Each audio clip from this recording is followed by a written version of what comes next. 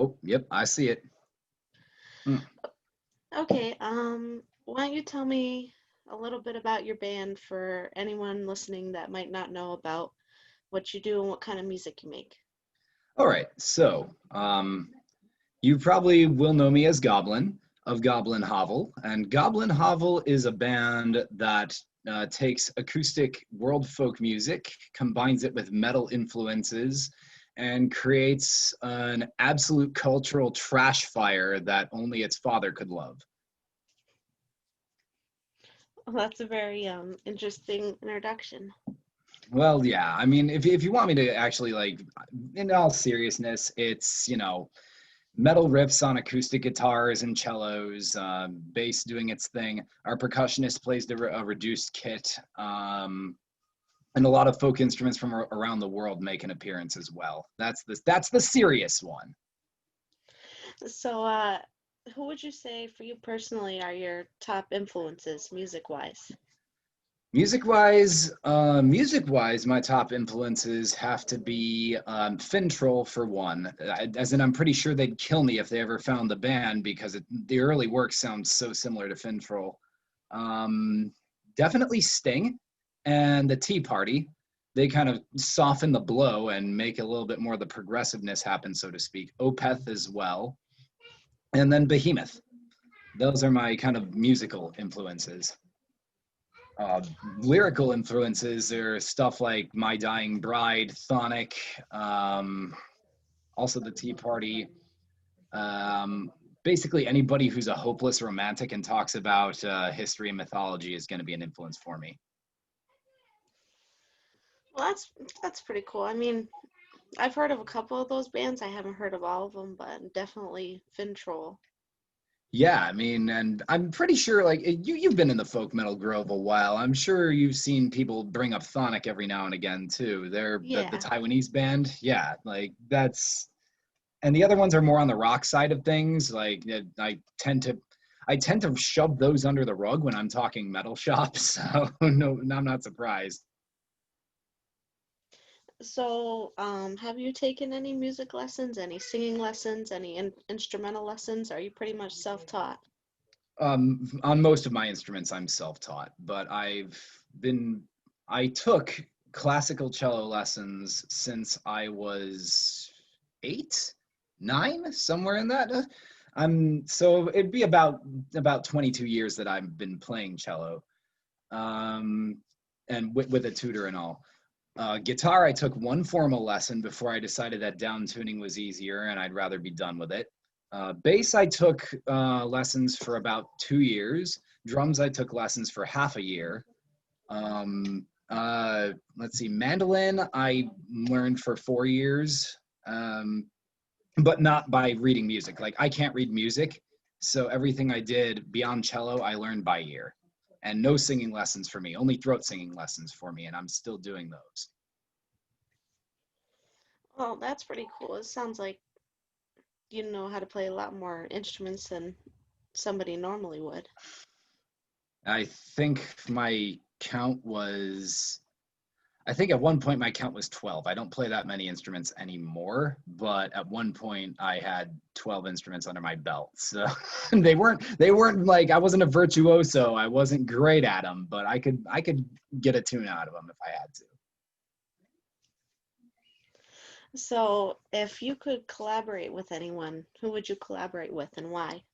Oh boy.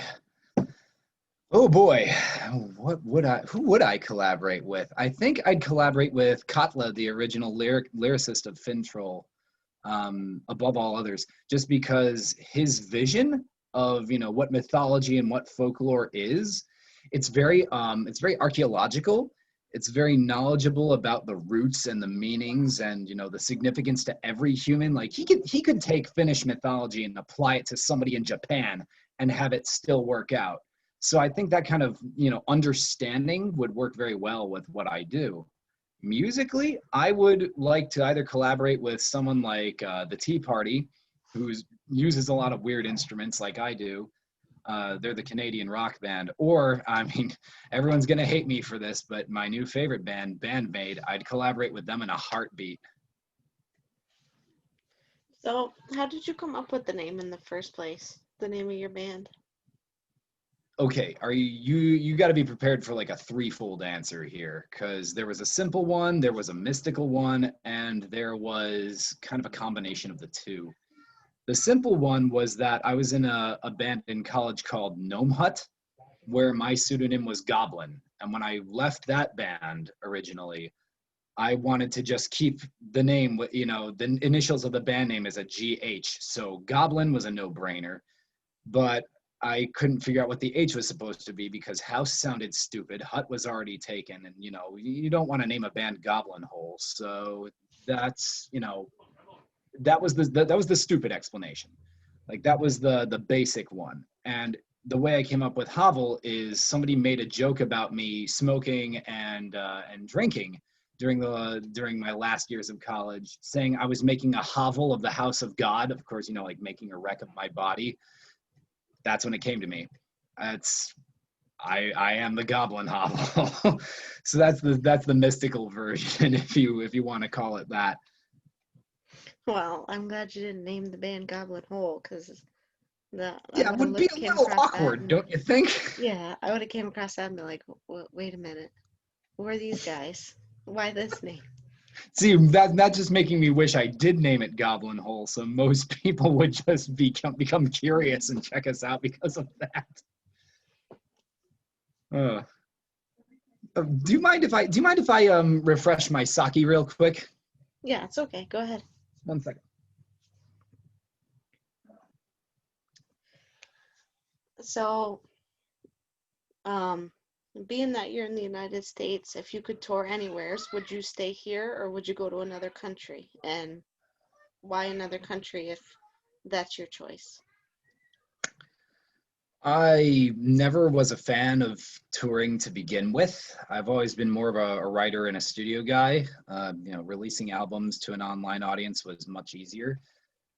But I've, we've done a little bit of weekend excursions up and down the East Coast, a few festivals. I like it, but since most of the people who seem to like Goblin Hovel are in Eastern Europe, like Russia, Poland, all that, I'd love to just, maybe even if everything happens to fall into line again sometime in my life, I'd love to play in Poland. I'd love to go there. I'd love to, because I hear they are wild at the least expected moments and will slow dance to metal songs and such. I would love to see that for myself. Yeah, that would be interesting. I've never heard that, but it seems like most of the bands that I like go to the foreign countries and do the big festivals. Yeah, I mean the festivals would be about one of the only ways you could draw us out to the live scene anymore. Um, you know, local stuff is fun. It's great. It's your friends. You know everybody. You can make all the dirty jokes you want on stage, and nobody's gonna blast you for it or whatever. But you know, also learning about another country, another culture while I'm there. I I'd go to play one show in one city in another country and call an end to the tour right there, just so I could spend the rest of the time wandering about that country and just kind of soaking in the culture, soaking in the people, soaking in the stories, ancient and modern. And so, what's it like now, knowing that you can't do anything because of the coronavirus, that you're just stuck just doing your day job work? Is it still exciting, or are the restrictions frustrating for you? Personally, for me, the restrictions were harsh at first because I guess since we worked in a museum, it was closed in New York. Like it was closed for a good month and a half, and I was without work. But thankfully, the fans of Goblin Hovel pulled through and kept us afloat. But I don't hate my day job. I actually like my day job more than I like my night job. Like being a living historian at Fort Niagara, like actually getting to get inside the clothing and get inside the mindset and learn the history, down to the arcana, down to, oh, I can't even remember his name now. This is making me look really bad, but you know, a private soldier in the War of 1812 at Fort Niagara took a direct hit with a mortar bomb to his feet, survived, walked out with his hands above his head saying, Lord Jesus, what's all this? And I know that because I work there and have access to the primary sources.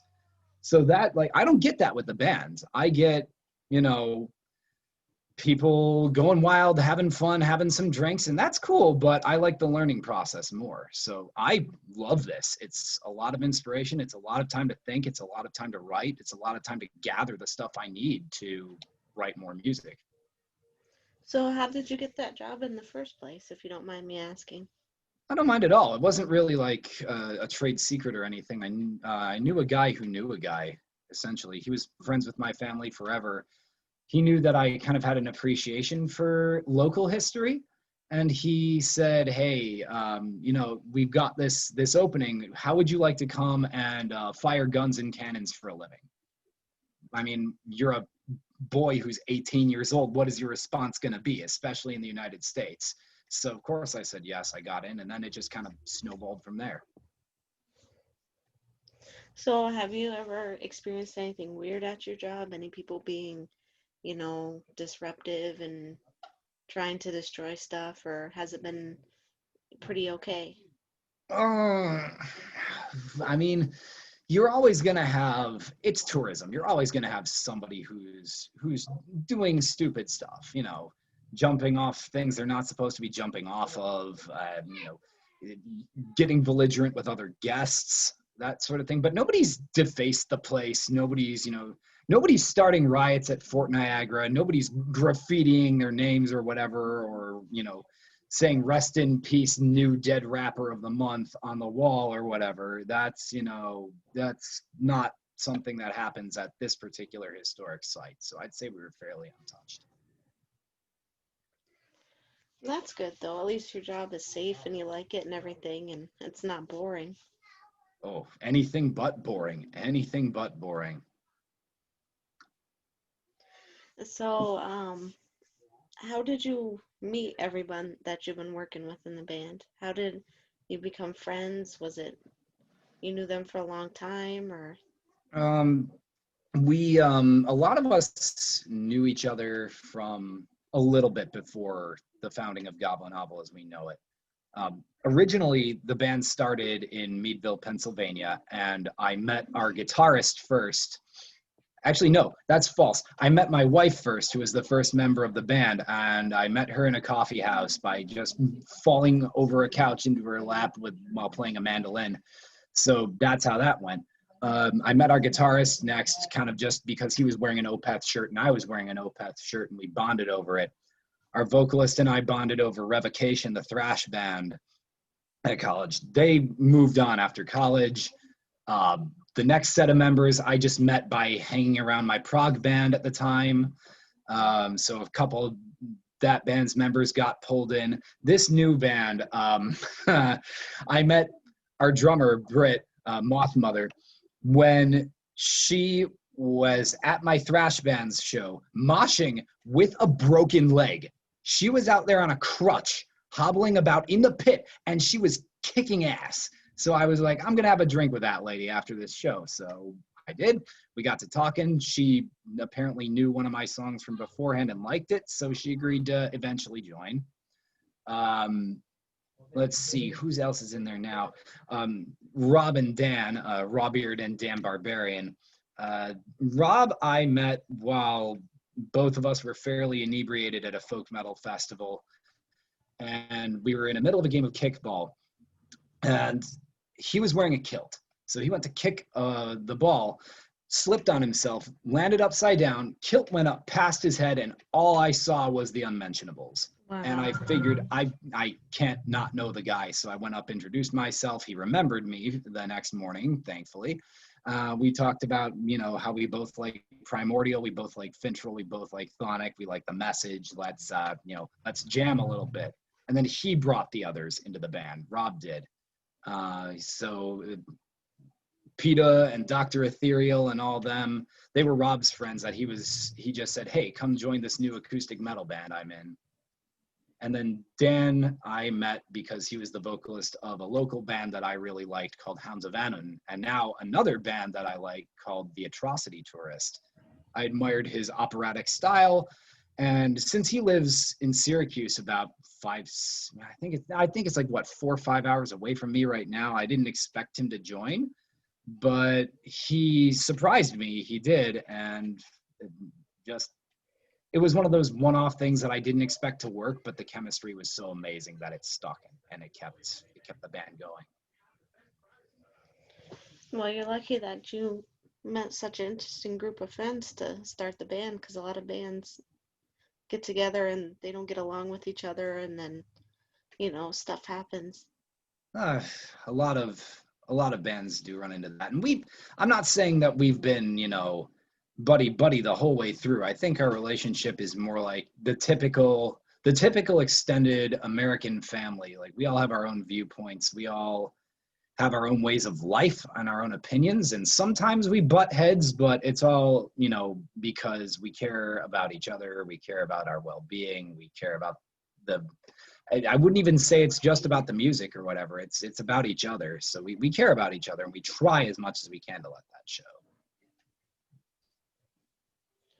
Well, I've got 2 more questions for you, but I want to talk to you again once you have some new music out or you have a big announcement. Well, that's going to be part of the surprise, but... Oh, so I don't get to hear the surprise? Because that was going to be my last question. Oh, well then, yeah, no, then that, by all means, you're going to hear the surprise, but okay. yeah. Okay, well, I'm not going to interrupt anymore. That'll be my last question, but my second slash question is, what do you want people to remember you and your music for? What do I want them to remember me and my music for?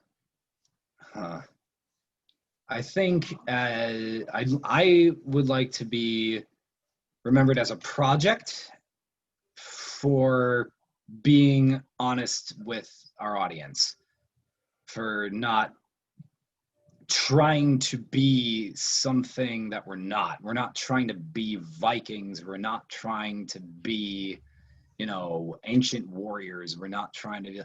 I want to be remembered for being, I guess, modern folk metalheads who just like to have a good time and who want people to learn something. My music, our music, because I do write a lot of it, most of it, but not all of it. Our music, I'd like to be remembered as just the same thing, honest. Just, it's almost first draft, right when it comes out, that's the way it is. I want it to be remembered as a way people grew stronger, a way people grew wiser, a way people kind of used as a springboard for bigger and better things. Well, that would be a good thing for everyone to remember you for. I like that answer. And that leads me to the surprise, yes? Yes, that I've been waiting to hear for a week now. Right. The surprise is this. I've talked with the other members of Goblin Hovel, and we agree that there is now an expiration date on the band. We are resigning the project altogether because we feel that we have said all that we need to say. And that's definitely part of the reason I said I'd like to be remembered in that way, because for us, that was the purpose. It was to teach a little bit, to give a springboard to deeper knowledge and bigger and better things musically and knowledge-wise. And we feel that we've done that. I mean, we've put out 16 bodies of work, albums and EPs. We've played 4 festivals. We've kind of all got separate side projects. We're not giving up music by any stretch of the imagination, but Goblin Hovel itself will be coming to an end once we complete this little rock opera thing we have planned. And that itself might take a while. So the surprise I had for you is, congratulations, Emmy. You are the last and the best to interview Goblin Hovel. Well, that certainly is a surprise, and I'm glad I got to interview you. Mm. Um, I was expecting the surprise to be you're gonna um do a show once the pandemic ends, and it's gonna be, you know, that's kind of what I was expecting. Well, the way we're thinking about it is if we feel like roaming around, we will do so. And I mean, Albany is not that far away for us. If a few of us decide that, hey, we're going to take an excursion and we're going to be playing, I don't know, we're going to find an open mic or we're going to find a forest, we're going to find a bar. I mean, the band itself is not necessarily going to stop, functioning. We're just going to stop writing new stuff and stop formal live shows for Right. now. Yeah, so it's if we decide one day like, hey, I don't know, maybe if it's just Rob, my wife, and I, or just Britt and Eli and I, and we say, hey, like we're bored, let's go to Albany, do some open mic stuff. We'll let everyone in Albany know, like, hey, we're in town, where y'all want us, and there it might be. But that the pandemic needs to slow down first. We've always wanted to do something like that. We called the concept Goblin Raids. So if the Goblin Raids idea pans out, then you can count on seeing us out in your neck of the woods. And if it doesn't, then you can at least count on seeing my wife and I performing as Goblin Hovel's spiritual successor out there. Definitely with some of our old songs and some new. Yeah, that would be awesome. I mean, like to have you guys have like one last like hurrah or something and have it like be filmed or something cool like that. We've we've had such misfortune with that. Every time Goblin Hovel is filmed, just everything goes to hell. Like either somebody remains horribly out of tune and there's nothing that can be done to fix it, a piece of equipment fails, one of us gets sick, one of us forgets to show up, another one of like it's throughout 10 years it has never failed. Every time we try to do something like that, it just blows up in our faces. Okay, so no film. Yeah, shh, it's secret, I guess.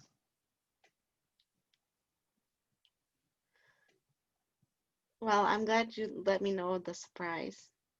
Um, it wasn't what I was expecting, but I hope you guys continue to do something and not just drop off and We will continue to interact with our fans. If something comes up, a big festival or whatever, we'll pull out the old material and take it for a spin. Depending on if the event is cool enough. If I don't know. And all of us have our own projects, like I said.